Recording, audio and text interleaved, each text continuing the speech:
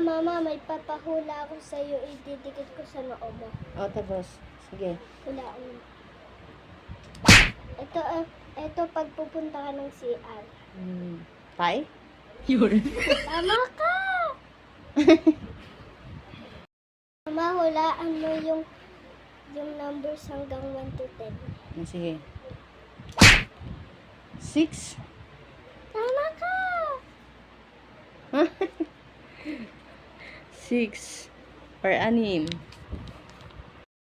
Ito ay ginagamit kapag may birthday. Okay. Ginagamit pag may birthday? Lobo. Tama ka! Lobo.